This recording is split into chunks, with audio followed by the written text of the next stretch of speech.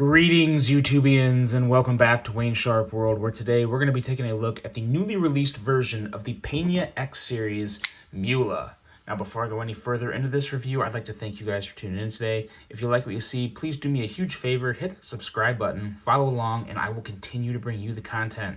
Now, let's take a look at some overall specs on this knife right here. We have an overall length of 7.625 inches with the blade length coming in at 3.25 inches, a cutting edge at 3.125 inches, and a blade width of 0.92 inches. We have a blade thickness coming in at 0.13 inches.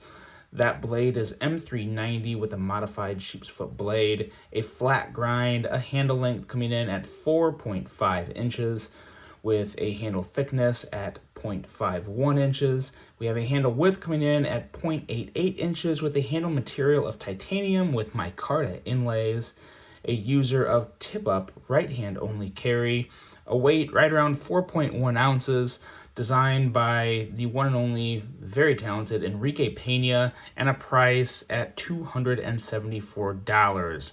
It is also very much worth mentioning this knife was produced by Riot. So, y'all know what comes with that. Usually a pretty good knife. But, is this a pretty good knife? Well, let's find out. Let's also take a look at some size comparisons here. We'll pull out the TRM Atom, as well as the ProTech Malibu. Excuse my my camera angle today. It's let's see, I moved it up to get a better overall view, so I have more room to deploy blades and do that for you guys. But it still gives you, I think, a pretty good view of exactly just how long the knives are, and yeah. So maybe have a little work on that in the future. But there's some size comparisons there, and then one more round for you. We have got the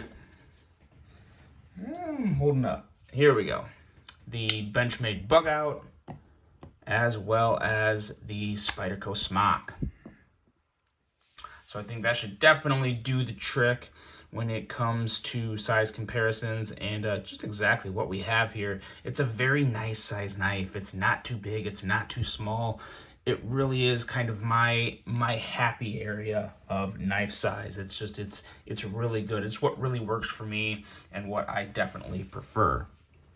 Now, getting into the blade here, we have a modified sheep's foot blade that I really do love this blade shape. You have a nice flat grind that comes down to an edge of 16 thousandths behind the edge, which provides some really good cutting geometry and power, but also gives you a tip that is much more useful than that traditional sheep's foot tip. As you know, a regular sheep's foot tip pretty much doesn't have much of a point at all. And having this, it really does help with any type of extra little digging, or I'm not going to say prying, but just, you know, kind of digging and getting in there with just the tip of a knife if you have to get in and scrape something out or something like that. It does work pretty darn well. Just gives you, and it also gives a little more of a little more cutting power at the end there, to a little more reach. I just seem to really use the tip of my knife a lot, whether it's just scraping out gunk of something, or, you know, getting into a narrow spot to start a cut. I do prefer having the point at the tip for a variety of reasons, but those are a couple of the main ones. Another thing that I really like on this knife are the thumb studs and jimping that are absolutely perfect in placement and construction.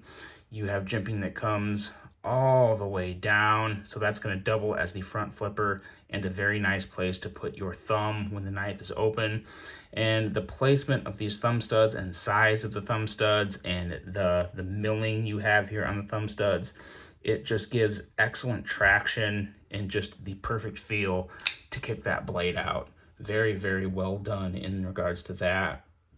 And there's also a nice swedge up here, which I don't really think does a whole lot for the blade outside of aesthetics, but it does look really good. And I also like how he left a little more beef up here at the tip, so you have just a little more strength up there for when you really need to use that tip. Really like how Enrique and Riot engineered that. One thing that is a little disappointing on this blade, and this is the second time it's happened to me now on a Riot, which is very disappointing when you're paying $274 for a knife, is if you look down here, they missed the sharpening of the bottom of the blade right by the choil. I mean, I'll be real with you guys. The thumb stud's over it. I'm probably not going to use it, but the OCD in me is screaming right now. That's just really, really annoying. I guess it's, it is what it is, but I'm not happy about it. Obviously, I can just sharpen it myself, and we'll be good to go. But lack of attention to detail and just sloppy execution there. So, and I have the right to say that. When you're paying $274 for a knife, you have the right to say that. So I'm saying it. So that was really disappointing to see. Outside of that, the rest of the blade is very, very sharp and very, very useful. So, again, kind of nitpicking there. But again, when you're talking this much money, you have the right to nitpick, and you should nitpick. You shouldn't settle for mediocrity when you're paying that much of your own hard-earned money. Handle and ergos. This is where things, well, let me say this first. Ergonomically, it's good. There's no real hot spots to point out. You get a nice full grip. It feels really good in this position here, or you can move back a little and kind of let your hand fall in the groove of the handle, and it feels just as good, if not maybe a little better. Really, really, really absolutely love that jimping up there to place your thumb. This is extremely functional jimping that doesn't tear your thumb up, but boy, does it get a hold of it. So really, really good jimping there. And it also has very nice lockup, as you can see, along with easy access to the lock bar to close the blade. So that's all good. But now there's 3 bad things, and they're pretty big in my opinion, and really disappointed me when I noticed them as I was inspecting the knife. First of all, you have this milling on the lock bar. Now, aesthetically, I think it looks cool. It looks great. I have no issues with the way it looks or anything whatsoever. But when you're sliding this knife into your pocket, it catches my jeans a lot. I don't have any special jeans. I have Banana Republic, Express, some Levi's, nothing too crazy. And it just really, this stuff right here, it catches my hem like crazy. And I find that really annoying. You get to a point though to where you're aware of it. So I think the way you put it in your pocket, if you just push it straight down, it's more likely to catch. But if you kind of put it in and just kind of wiggle it, it slides in pretty easily. So I've just kind of become accustomed to doing that. So I kind of got over that. While that's annoying, that's the least of the 3 of my main complaints. Next up, the way these inlays were inserted. Now, I don't have so much of an issue on the front insert because, as you can see, the edges of the insert are kind of, they're almost like they're smoothed off a little. You see that? There's no fraying. There's no nothing. I prefer the inlay be flush with the handle. I'm assuming they did this to provide a little more grip, and I guess I'm okay with that. So this side I'm okay with. It is nice micarta. It has a nice grainy look to it. It has a nice feel. So I don't really have a whole lot of issue there. But then you get to the other side, on the lock bar side, and so as you can see up here, you see how it's nice and kind of smooth at the edges. You get to the edge up here, and it's like it's just smashed in. I don't know if that was just happened to be the edge of the micarta or the direction they cut it, or if it was a little oversized when they put it in, but it looks smashed. I'm trying to get that to focus good because you can definitely notice the difference. It's frayed and it looks like it's smashed a little. So I don't like that at all.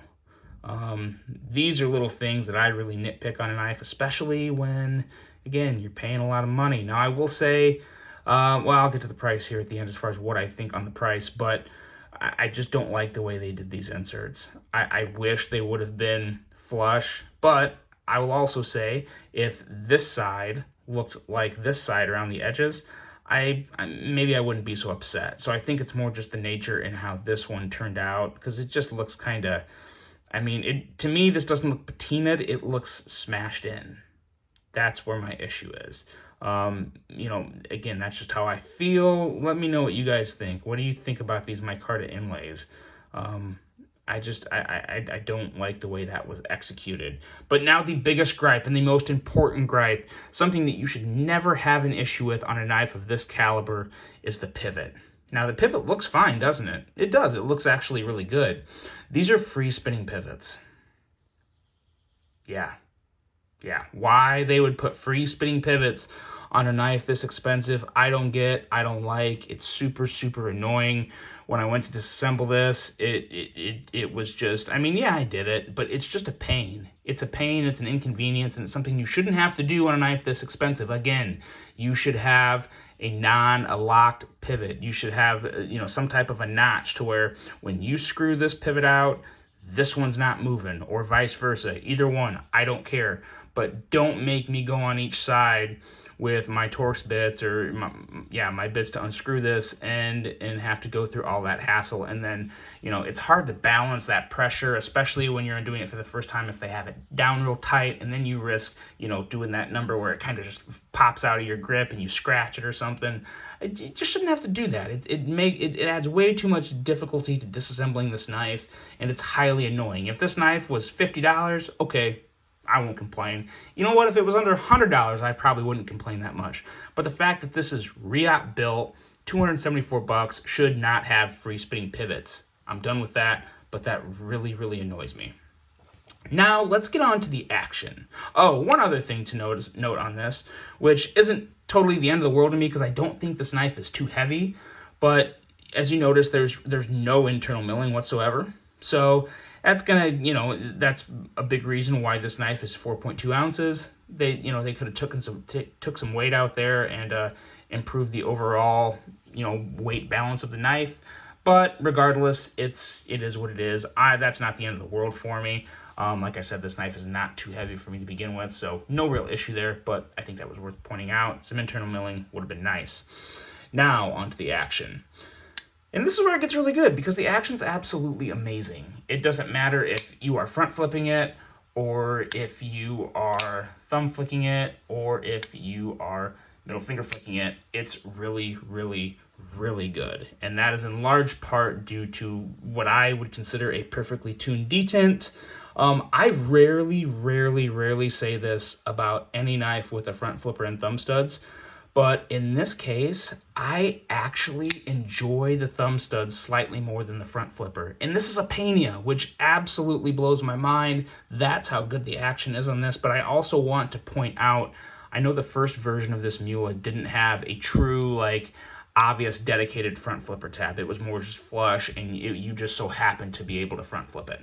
I think adding the front flipper tab to this version was an absolutely excellent decision. It was 100% the way to go. I applaud Enrique for making that decision because everyone loves his front flippers. So I have no issue with that whatsoever. I'm just so surprised that I enjoy these thumb studs slightly more than the front flipper. And the front flipper is great. I have zero complaints about it. I mean, absolutely zero complaints. The jimping is absolutely on point. The jimping is perfect. But these thumb studs in D10, it's just a joy to fidget with. It's a joy to deploy. It's not the smoothest, butteriest knife on the close, but it's plenty good enough. It's good enough. And I may need to just, add a little lube and do a little tuning to that myself on the pivot. So it could have just been something I did because, like I said, I did disassemble this. The action was really good out of the box. As a matter of fact, it was about the same as this. I don't think anything I did to it really made it much better, outside of adding the nano oil, which I do think probably helped a lot or a little. But yeah, the action is just absolutely incredible. And what's just as incredible as the action are the sounds. Listen to this. It may not even carry over that well on the camera. Let's see. Let me go right over here. It just sounds so good. So good. And it makes different sounds. It kind of gives a nice, deep, crisp thwack when you open it. And you get that really nice, good detent click on the close. So just really, really good acoustics on this guy. And that's, to a lot of people, if you're not a real knife person, it probably sounds stupid, but it really is satisfying, and it makes fidgeting with it even better. So really do like that. So in the action aspect, it really is fantastic. But my overall thoughts on this knife, they're good, but it really could have and should have been better. Considering the maker and the manufacturer, it should have been better. Overall, I am a bit disappointed. The sharpening, the missed sharpening down by the choil, as well as the free spinning pivots, that's inexcusable in my opinion. Those are really the two things that really let me down. And then on top of that, this micarta inlay on the back that kind of looks smashed. Again, that's one of the lesser two, but I'm not really happy about it. So really, if this knife wouldn't have had those issues, in all honesty, this would be one of my favorite knives in my collection. I mean, because it really is that good in every other aspect. I love the aesthetics of it, love the action of it. It's just really missing a few pieces that are pretty important. If this had some non-spinning collars or non-spinning pivots, and a little better sharpening job towards the bottom, and especially a little better job on the inlays, it really would be, in my opinion, it would be the Pena of all Penas as far as production runs. But what you have here is still a good knife. It's still a really good one. I like Enrique Pena so much. He's one of my favorite designers, so probably going to hang on to this. But what could have been, What could have been? Could have been a lot better. And it's already pretty good the way it is. But there's still a lot of potential there. So I hope this video is seen and heard by Riot and Enrique, not as me trying to take any jabs or do, because I really do love them both, but this one really could have been better. It just could have been. So let me know, guys, what do you think? Anyone else managed to score one of these knives? Did you have the same issue with it? And how do you guys prefer your inlays? Do you prefer them flush with the scale, or do you like them raised a little like this? I don't necessarily mind them raised, but like I said, if you're going to raise them, you got to do it right. I want nice finishing along the edges, and it has to be done the right way. So let me know your thoughts on that. I hope you guys enjoyed this one. I hope you have an absolutely great rest of your day, and until the next one, I'm out.